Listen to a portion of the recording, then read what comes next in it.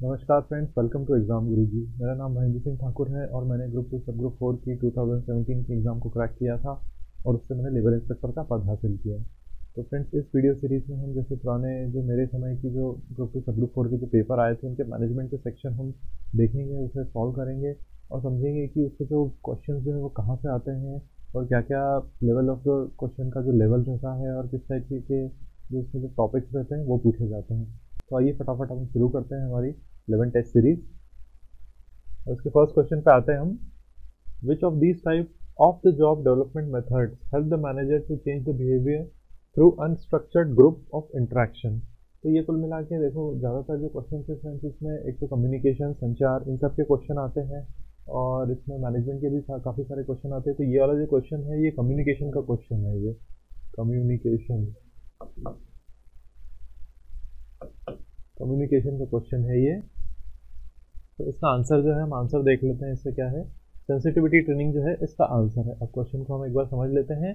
Which of these of the top job development methods help to change the behaviour through the unstructured group interaction. मतलब ये है कि किस type की एक ऑफ द जॉब है, मतलब कि नौकरी से हट के कौन सी ऐसी मेथड है और कौन सी ऐसी ट्रेनिंग की मतलब प्रक्रिया है जिसमें कि अपने जो बिहेवियर जो है, लोगों का बिहेवियर जो है वो अपन समझ सकते हैं कि अगर कोई कंपनी के हिसाब से नहीं हो। देखो, यहाँ सब कुछ चलेगा कंपनी के हिसाब से चलेगा। इधर कंपनी को जो चाहिए आदमी को उसके हिसाब से ही ढलना पड़ेगा, नहीं तो कंपनी बाहर कर देगी। और इस टाइप के कौन से ऐसे मेथड हैं जो किसी कंपनी को जो इंट्रैक्शन जो है आसपास के जो लोगों में अच्छे से बढ़ा सके, क्योंकि लोगों का इंट्रैक्शन अच्छा होगा तभी जो कंपनी में जो है वर्क जो है वो बहुत इफेक्टिवली होगा। तो इसका आंसर है सेंसिटिविटी ट्रेनिंग से। सेंसिटिविटी ट्रेनिंग से जो है लोगों का इंट्रैक्शन बहुत अच्छा होगा और आपस में एक दूसरे को समझेंगे और जो कंपनी की जो कार्य प्रणाली जो है ये बहुत अच्छी सफल होगी। अब आते हैं हम सेकंड क्वेश्चन पे। If an individual has the ability to solve a difficult situation by doing analysis and deep diagnosis, they have dash skills. तो बहुत ही ये अच्छा क्वेश्चन है। अगर ये देखा जाए तो कम्युनिकेशन जो है, जो इंटरपर्सनल जितना भी ये सब जो चीज़ें हैं, इन सब चीज़ों के हिसाब से देखें तो ये क्वेश्चन काफ़ी अच्छा है। तो इसमें जब तक कंसेप्चुअल स्किल्स किसी स्टूडेंट में या इंडिविजुअल में नहीं होएगी तब तक वो डीप एनालिसिस जो रहेगा, डायग्नोसिस और जितनी भी चीज़ें जो सोच विचार की चीज़ें हैं, जो जैसे कि मैं बहुत सोच समझ के चीज़ करता हूँ, मतलब दिमाग तेज है मेरा, तो मैं ऐसी चीज़ को घुमा घुमा के भी अगर सामने होगी ना तब भी उनको सॉल्व कर लूँगा। सिचुएशन इस टाइप की कितनी भी खतरनाक सिचुएशन होगी मैं तो उससे निकल जाऊँगा अगर मैं कंसेप्चुअल स्किल्स है मेरे पास में। तो इसका आंसर रहेगा कंसेप्चुअल स्किल्स। अब आते हैं हम थर्ड क्वेश्चन पे। Prepaid insurance is shown as asset in balance sheet. ये डायरेक्ट इसका आंसर है एसेट। अब ये आप ऐसे कैसे लिख लो, प्रीपेड इंश्योरेंस को बैलेंस शीट में एसेट के तौर पर दिया जाता है, क्योंकि प्रीपेड इंश्योरेंस जो रहता है कंपनी की एक तरीके से संपत्ति रहती है, इसलिए उसे एसेट में गिना जाता है। अब आते हैं फोर्थ क्वेश्चन पे। 3 essential skills identified by Robert के कार्ल्स फॉर मैनेजर्स आर। तो इसका आंसर है, मतलब एक कोई भी है, रॉबर्ट के कार्ल्स करके कोई विचारक होंगे जो बहुत ही विद्वान होंगे मैनेजमेंट की फील्ड में। उनने को इस मैनेजर के लिए 3 कौन सी स्किल्स रहती है ज़रूरी, उनने ये दी थी। तो आप ऐसे लिख लेना, रॉबर्ट के कार्ल्स द्वारा ये 3 जो है स्किल्स जो है बताई गई थी। इसमें टेक्निकल स्किल, ह्यूमन स्किल और कंसेप्चुअल स्किल जो है मैनेजर में होनी ही चाहिए कंपल्सरीली। क्वेश्चन 5 पे आते हैं हम। The statement prepared to determine the profit or loss made by business is called statement of profit and loss। सीधी सी बात है, तो इसमें ज़्यादा कुछ इतना सोचने के लायक भी नहीं है। ये इस टाइप का प्रॉफिट एंड लॉस का ज़्यादा डीप में क्वेश्चन नहीं है। वो स्टेटमेंट जो कंपनी के बिजनेस के प्रॉफिट एंड लॉस के डिसाइड करने के लिए बनाई जाती है वो कहती है statement of profit and loss. 6 question पे। Trial balance is a statement. Trial balance एक बेसिकली विवरण होता है। ट्रायल बैलेंस मेरे जो पिछले जो वीडियोस थे उसमें बता चुका हूँ ट्रायल बैलेंस होता क्या है। तो वो बेसिकली एक स्टेटमेंट होता है, कंपनी के जितने भी अकाउंट्स रहते हैं, मतलब जो भी पैसा आया गया इन सब चीज़ों का स्टेटमेंट होता है। Which of these elements of leading makes the role of subordinates clear. तो ये इसका आंसर है goal setting. Goal setting answer इसलिए है क्योंकि जो लीडिंग का एक एलिमेंट है, जैसे हम लक्ष्य को जब तक हम निर्धारित कर देंगे, हमारा जो लक्ष्य है इसको हमने निर्धारित कर दिया है, तो जितने भी लोग हैं सबके सब इसके हिसाब से ही चलेंगे। कंपनी के गोल जब एक बार सेट हो जाता है तो कंपनी में जो भी कर्मचारी जो रहते हैं, जितने भी कंपनी के जो लोग रहते हैं, सबको अपना काम स्पेसिफिक पता रहता है और वो बहुत अच्छे से काम करते हैं। अब हम 8 क्वेश्चन पे आते हैं।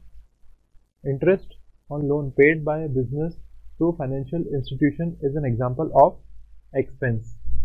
ये एक्सपेंस का एग्जांपल है, मतलब ये है कि मैंने लोन लिया है 1 लाख रुपए का, 1 लाख का लोन लिया है मैंने, ठीक है। अगर उस पर 2,000 रुपये महीने की को ब्याज भरना पड़ रहा है, ठीक है, तो वो मेरे संस्था के लिए, वो मेरे लिए किस टाइप से शो होएगी, वो होगी मेरे उसका खर्चे पे में चली जाएगी। ये तो अलग है, मेरा लोन अलग रहेगा, और ये जो 2,000 रुपये महीने की जाएगा उसको जो है फाइनेंशियल इंस्टीट्यूशन में, मतलब ये है कि उसको अकाउंट में हम खर्चे के तौर पर दिखाएंगे ब्याज को। अब आते हैं हम 9th क्वेश्चन पे। which of the following enables a business to create roles by linking a person to an activity? इसका डायरेक्ट आंसर है ऑर्गेनाइजिंग, आयोजन। मतलब ये है कि किस टाइप के किसी बिजनेस को अगर अपन, मतलब किसी पर्सन को अगर अपने को कुछ काम देना है, कुछ काम करवाना है, और उसे किसी तरीके से लिंक, मतलब एक काम से दूसरे काम लिंक करना है, तो सीधी सी बात है अपन किसी चीज़ का अपने को आयोजन करना पड़ेगा। सबसे पहले कोई चीज़ अपने को ऑर्गेनाइज करनी पड़ेगी, उसके तहत फिर ये काम, फिर वो काम, सब एक दूसरे से इस टाइप से जुड़े रहेंगे। जितने भी काम रहेंगे सब एक दूसरे से जुड़े रहते हैं, ठीक है फ्रेंड्स। अब आते हैं हम 10th क्वेश्चन पे। Which of the following is a major use of management level systems of an organisation? तो इसका आंसर है supporting the monitoring, controlling, decision making and administrative activities of middle management. मतलब ये है कि मैनेजमेंट, मतलब जो मेजर लेवल यूज हो, देखो मैनेजमेंट लेवल सिस्टम जो होते हैं किसी कंपनी के, उनका काम क्या रहता है? तो उनका काम पूछा है, उनका काम ये रहता है कि जो कंपनी की जो मॉनिटरिंग व्यवस्था होती है, जो जहाँ देखते हैं, और कंट्रोलिंग व्यवस्था होती है जैसे सारा कंट्रोल होता है, और जो बड़े बड़े लोग जो रहते हैं कंपनी के, बड़े प्रबंधक लेवल के जो डिसीजन लेते हैं, और जितने भी एडमिनिस्ट्रेटिव एक्टिविटीज़ जो रहती हैं उन सबको सपोर्ट करना रहता है। ये मैनेजमेंट लेवल सिस्टम के एक ऑर्गेनाइजेशन रहती है, उसका काम ये रहता है। अब आते हैं 11th क्वेश्चन पे। थोड़ा सा मैथमेटिकल क्वेश्चन है ये।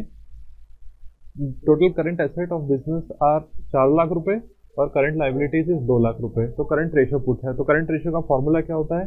देखो करंट रेशियो होता है current assets upon current liabilities. मतलब ये है कि 4 लाख बाय 2 लाख, तो ये हो जाएगा 2:1 जो है इसका आंसर है। आप बस ये फॉर्मूला ध्यान रख लो। करंट रेशियो जो है current asset upon current liabilities होता है, ठीक है फ्रेंड्स। अब आते हैं हम 12th क्वेश्चन पे। Dash involves consistent repurchases and preferences of specific brand. Brand royalty, brand loyalty बोलते हैं इसे। ब्रांड लॉयल्टी जो रहती है इसमें ये आ जाता है कि किसी स्पेसिफिक ब्रांड, मतलब मुझे अगर किसी चीज़ में पार्ले जी का बिस्किट खाता हूँ तो पार्ले जी का बिस्किट ही खाऊंगा, उसी की चीज़ ही लूंगा, उसी का माल बिकवाऊंगा, सब कुछ वही करूंगा, तो मैं ब्रांड के प्रति लॉयल रहूंगा, तो वो ब्रांड लॉयल्टी कहलाती है। और कुछ नहीं पूछा है। कंसिस्टेंट रीपर्चेज मतलब बार बार खरीदना, और प्रेफरेंसेस मतलब हम उसी को ही प्रेफर करते हैं। ऐसे दो ही चीज़ है कि ब्रांड रॉयल्टी, ये भी कॉमन सेंस का ही क्वेश्चन है इसमें। अब आते हैं हम 13 क्वेश्चन पे। The objective of capital expenditure budget is overlook expected rate of return on each project, ठीक है। अब ये क्वेश्चन आपको समझा देता हूँ, थोड़ा सा आपको टफ पड़ेगा। देखो किसी कैपिटल एक्सपेंडिचर जो बजट रहता है, मतलब वो जहाँ पे जितना भी खर्चा वर्चा जो दिखाना रहता है किसी बजट में, कैपिटल जितने भी खर्च हुआ है, पैसा जितना भी खर्च हुआ है, वो उसका मुख्य लक्ष्य ये होता है कि जो एक्सपेंडेड, मतलब कि जो पैसा मेरा गया है वो कितनी रेट से वापस आ जाएगा। ये कैपिटल एक्सपेंडिचर बजट का मुख्य लक्ष्य रहता है। अगर मान लो मैंने 1 करोड़ रुपए खर्च किए हैं, तो वो आगे जाके कितने रुपए आएंगे, 1 करोड़ 2 करोड़ आ जाए, क्या मालूम कितने आ जाए। ये है कि वो कैपिटल एक्सपेंडिचर बजट का मुख्य लक्ष्य यही होता है कि अपने को देखना है कि वो जो 1 करोड़ रुपए जो खर्च किए हैं वो बाद में लौट के कितने आएंगे। Overlook expected rate of return on each project, expected rate. अब आते हैं 14 क्वेश्चन पे। BCG matrix was devised in the year 1970। BCG matrix जो है 1970 में बना था, ये आप याद रख लो। बीसीजी मैट्रिक्स ऐसे करके लिख लो आप, बीसीजी मैट्रिक्स 1970 में बना था। अब आते हैं 15 क्वेश्चन पे। If the actual performance of a product और service exceeds the expected performance, the customer is delegated. Customer is delegated. Question आपको समझा देता हूं मैं। कोई मतलब ये है कि मैंने कोई चीज़ खरीदी है, ठीक है, चलो उसको कार खरीदी, मैंने कोई कार खरीदी है, ठीक है। वो कार का लिखा है कि वो 100 किलोमीटर पर आवर की स्पीड से चलेगी, और फिर उसके बाद में मान लो मैंने बहुत स्पीड से चलाने का शौक है और फिर वो पता चला कि 120 के हिसाब से चल रही है, वो टॉप स्पीड ये है। तो ये है कि वो कार जो है अपन बहुत खुश हो जाएंगे, कस्टमर जो है बहुत खुश हो जाएगा। मतलब वो है कि exceeds the expected performance, exceeds the expected performance में ये है कि वो जो अपन लोग बहुत खुश हो जाएंगे, डेलीगेट हो जाएंगे। अब आते हैं 16 क्वेश्चन पे। Dash are responsible for implanting the plans and strategies for the accomplishing the organisation goals. मतलब ये है कि कुल मिला के इसमें ये पूछा है। अब ऑप्शन में डायरेक्ट हम आंसर पे आते हैं। मिडिल लेवल मैनेजर्स, इनको कार्ड देते हैं, ऑफिसर्स, सेक्शनल सुपरवाइजर, जो भी है। मिडिल लेवल मैनेजर्स वो होते हैं जो टॉप लेवल के जो लोग रहते हैं। देखो टॉप लेवल के जो लोग रहते हैं ना, वो पॉलिसीज बनाते हैं, ठीक है। उसके बाद आते हैं मिडिल लेवल के लोग, है ना। जो मिडिल लेवल के जो लोग रहते हैं, ये पॉलिसीज बनाएंगे और ये पॉलिसीज को इम्प्लीमेंट करेंगे। इम्प्लीमेंट मतलब लागू करेंगे। बनाने वाले ये हैं और लागू करने वाले ये हैं। तो सवाल में ये पूछा है कि कौन से जो लोग रहते हैं, कौन से लेवल के मैनेजर्स रहते हैं जो कि पॉलिसीज को इम्प्लीमेंट करते हैं, स्ट्रेटेजीज को इम्प्लीमेंट करते हैं, मतलब वो ये है कि लागू करते हैं। तो वो करते हैं मिडिल लेवल के लोग होंगे। और लागू करने के बाद में उनको जो लो लेवल के जो एम्प्लॉयज रहते हैं, लोएस्ट लेवल के, वो उस पर काम करते हैं, एग्जीक्यूट करते हैं। Which of the following roles of HR involves the record keeping and legal compliance? ये थोड़ा सा टफ क्वेश्चन है इस बार का, तो आपको मैं इसके बारे में पूरा डिटेल अभी बताऊंगा। मैं पहले क्वेश्चन को समझ लेते हैं, फिर ये आंसर है इसका administrative expert. Which of the following roles of HR involves record keeping and legal compliance? Company का जो HR मैनेजर रहता है, उसका कौन सा ऐसा रोल रहता है, मतलब उसका कौन सी ऐसी काम करने की, वो जो बोलते हैं काम करने में क्षमता, या मतलब एक चेहरा रहता है जो कि रिकॉर्ड कीपिंग और लीगल कंप्लायंस। देखो लीगल कंप्लायंस जो होता है कि कंपनी पे कोई केस वेस लगा दे, ये कर दे, वो कर दे, तो अब वो जो रहती है उस टाइप का रोल जो है एचआर को प्ले करना पड़ता है, ठीक है। तो लीगल कंप्लायंस के लिए और रिकॉर्ड कीपिंग के लिए एचआर जब करेगा तो वो एडमिनिस्ट्रेटिव एक्सपर्ट का रोल प्ले करेगा। कौन सा रोल प्ले करेगा? एडमिनिस्ट्रेटिव एक्सपर्ट का। मतलब ये है कि प्रशासनिक क्षमता में जो है कंपनी का जो मैनेजर है वो उस्ताद है। अब आते हैं हम 18 क्वेश्चन पे। Which of the options would be the ability of an organization to conceive of and implement its strategies? तो डायरेक्ट है इसका आंसर स्ट्रेंथ, सामर्थ्य, या स्ट्रेंथ मतलब बोलते हैं ताकत, कुछ भी आप समझो उसको, ठीक है। अब अपन देखते हैं स्ट्रेंथ किस चीज से पूछा क्वेश्चन, और आंसर को हम एक बार आपको पूरा मैच करके बता देता हूँ पूरा मैं। देखो कौन सी ऐसी क्षमता है किसी संस्था की जो कि उसकी स्ट्रेटेजीज को समझ सके और लागू कर सके। मतलब ये है कि बिना किसी, मतलब सब कुछ जो है एकदम किस चीज़ से कंपनी का कोई चीज़ प्लान है वो एग्जीक्यूट हो जाए, मतलब प्लान जो है लागू हो जाए और जो है कंसीव हो जाए, मतलब कार्यनीतियों को प्रकट हो जाए और उन्हें लागू हो जाए। तो ये कौन सी चीज़ है वो जो कि स्ट्रेंथ कहलाएगी, कंपनी की जो ताकत है वो कहलाएगी। दूसरा ऑप्शन भी है, देखो उसके अलावा कोई दूसरा ऑप्शन बन सकते थे, तो देखो वीकनेस तो होना ही नहीं किसी भी हाल में, अपॉर्चुनिटी भी नहीं होना है। अपॉर्चुनिटी तो अवसर होता है, अवसर आएगा तब होगा काम, पर इसमें ऑलरेडी दे रखा है सवाल में कि जो है कि कौन सी ऐसी क्षमता है जिसमें जो काम हो सके, स्ट्रेटेजिक काम जो है किसी संस्था का हो सके। तो इसमें बेस्ट ऑप्शन जो है, देखो थ्रेड भी नहीं होगा, बेस्ट ऑप्शन जो है स्ट्रेंथ होगा। इसके अलावा भी और कुछ आंसर बन सकता था इसका, पर अभी जो 3 से 4 जो ऑप्शन है उसमें से बेस्ट है स्ट्रेंथ। अब आते हैं 19 क्वेश्चन पे।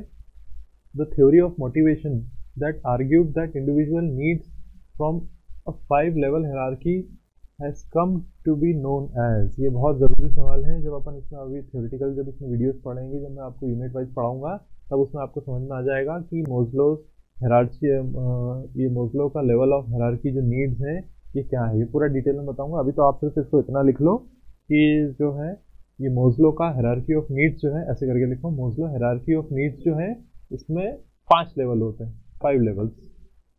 बहुत डीप का एक एक्चुअली बहुत बड़ा टॉपिक है, इसका तो एक चैप्टर ही पूरा का पूरा एक यूनिट है, यूनिट के अंदर एक पूरा चैप्टर है मोज़लोस हायरार्की ऑफ नीड्स। देखिए आदमी को क्या क्या जीवन में ज़रूरतें रहती है, किसी कंपनी को क्या क्या जीवन में ज़रूरतें रहती है, और टॉप पे क्या होती है, फिर लो क्या होती है, ऐसा। अब आते हैं हम 20वें क्वेश्चन पे। Under Maslow's need hierarchy air food shelter comes under which level? ये वही है मोज़लो के, उसका सेकंड क्वेश्चन आ गया है। जैसे अपन बोलते हैं ना रोटी कपड़ा मकान, जितनी भी सब चीज़ें रहेगी वो किस में आ जाएगी? रोटी कपड़ा मकान जो है वो किस में आ जाएगा? तो वो आ जाएगी साइकोलॉजिकल, शारीरिक आवश्यकता में आ जाएगी।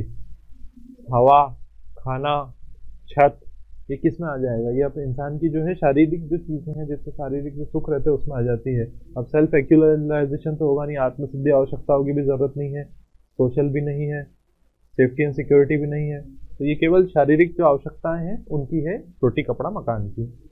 अब आते हैं हम 21वें क्वेश्चन पे। A cheque is a kind of bill of exchange. Cheque होता क्या है? सीधे सीधे आप ऐसा लिख लो, बिल ऑफ एक्सचेंज बोलते हैं। ये वन लाइन फैक्ट है, इसमें कुछ भी ऐसा है कि समझाने लायक नहीं है ना, कुछ भी इसको पलट नहीं सकते। Cheque is a kind of bill of exchange. अब आते हैं 22वें क्वेश्चन पे। Pick out an example of durable consumer market from where consumers buy product for longer life. तो ये इसमें से ये है कि ऐसी चीज़ हम पे अपने को पिक करनी है या चूज करनी है जो कि ज़्यादा समय तक टिके। ये क्वेश्चन आ सकता है, इस बार भी आपको आ सकता है, क्योंकि इसको कितना भी पलट दो सवाल वही रहेगा, बस आपको समझना बाकी है। ऐसी चीज़ है जो खरीदेंगे तो लंबे टाइम तक टिकेगी। बिस्किट तो खा के ख़त्म कर दिया, क्रीम भी लगा लिया अपन ने, और दंत मंजन भी फटाफट अपन ने यूज़ करके फेंक दिया। अब इसमें से मोटरसाइकिल ऐसी चीज़ है जो लंबे टाइम तक चलेगी। बहुत सिंपल सा क्वेश्चन था, तो उम्मीद है कि लगभग सबने इसको सही किया होगा। अब आते हैं हम 23वें क्वेश्चन पे। Which of these refers to e commerce? और थर्ड ऑप्शन इसका सही है, refers to the business operations based on electronic mode of transaction. मतलब ये है ई कॉमर्स की कंपनी क्या है, मैंने आपको पहले ही बताया था, जैसे अमेजोन हो गई, ये सब ई कॉमर्स की कंपनी है। डायरेक्ट आप इसको खरीदो, जो अपना पैसा जो है डायरेक्टली अपना जो इलेक्ट्रॉनिक मोड ऑफ ट्रांजैक्शन है उससे ही चलेगा, इलेक्ट्रॉनिकली अपन पैसा ट्रांसफर करेंगे। अब आते हैं हम 24वें क्वेश्चन पे। A set of people who possesses similar skills, they use the same knowledge, tools or techniques to perform their jobs. They work together in a group. What do we call such a group? इस type के group को क्या कहते हैं? इस type के group को कहते हैं ऑर्गेनाइजेशन, संस्था कहते हैं। अब आते हैं हम 24वें क्वेश्चन पे। A set of people who possesses similar skills, ठीक है, they use the same knowledge, tools, techniques and perform their job. They together work in a group. What do we call such a group? देखो कुल मिला के ये है कि ये देखो बहुत कंफ्यूजिंग क्वेश्चन है, सारे ऑप्शन है बहुत कंफ्यूजिंग है, पर इसका जो बेस्ट आंसर है वो डिपार्टमेंट होगा। डिपार्टमेंट कैसे होगा? क्योंकि इसमें देखो क्या है कि सब लोग सिमिलर स्किल्स सबके सिमिलर हैं, ठीक है। अब सेम नॉलेज भी सबके सिमिलर हैं, टेक्निक्स जो है वो भी सिमिलर हैं, ठीक है, और सब टुगेदर एक ग्रुप में कर रहे हैं, तो इसको ऑर्गेनाइजेशन भी होगा। ऑर्गेनाइजेशन में सबके अलग अलग रहते हैं, कोई अलग काम कर रहा है, कोई अलग काम कर रहा है, और जब सब एक ही डिपार्टमेंट में काम करेंगे, सब लोग जितने भी एक ही डिपार्टमेंट में करेंगे, तब उनके पास सारे स्किल्स एक होंगे। आज मेरे को मैनेजर लेवल है, तो हम 4 मैनेजर हैं, चारों के पास एक ही गुण रहेंगे। तो कुल मिला के इसका जो बेस्ट आंसर है वो डिपार्टमेंट है। ये सवाल थोड़ा सा बहुत ट्रिकी था, इसको समझना बहुत ज़रूरी है ये। अब आते हैं हम 25वें क्वेश्चन पे। The formula for the capital asset pricing model is KJ is equals to RF plus B। ये बहुत कोई डीप का क्वेश्चन है ये, कैपिटल एसेट प्राइसिंग मॉडल का। आप डायरेक्टली इस फॉर्मूले को ऐसा लिख लो, और उम्मीद है कि इस बार भी आ जाए, तो आप फटाफट ये के इस पर टिक कर देना। तो फ्रेंड्स ये था 25 क्वेश्चन का सेट। आपने देखा है कि इसमें बहुत अलग अलग लेवल के सवाल इसमें पूछ रहे हैं, और अपने को समझना इसमें ये है कि क्वेश्चन के जो है कहाँ से आते हैं, और उनकी स्ट्रेटेजी जो रहती है क्वेश्चन को सॉल्व करने की। क्योंकि 25 क्वेश्चन जो है, 25 में से मान के चलो 5 से 7 क्वेश्चन कॉमन सेंस के आते हैं, जबकि 15 से 20 क्वेश्चन ऐसे हैं जो कि बहुत ही टेक्निकल और जो भी मतलब क्या रहता है कि टॉपिक स्पेसिफिक आते हैं फ्रेंड्स इसमें। तो फ्रेंड्स ठीक है, मिलते हैं अगले लेक्चर में।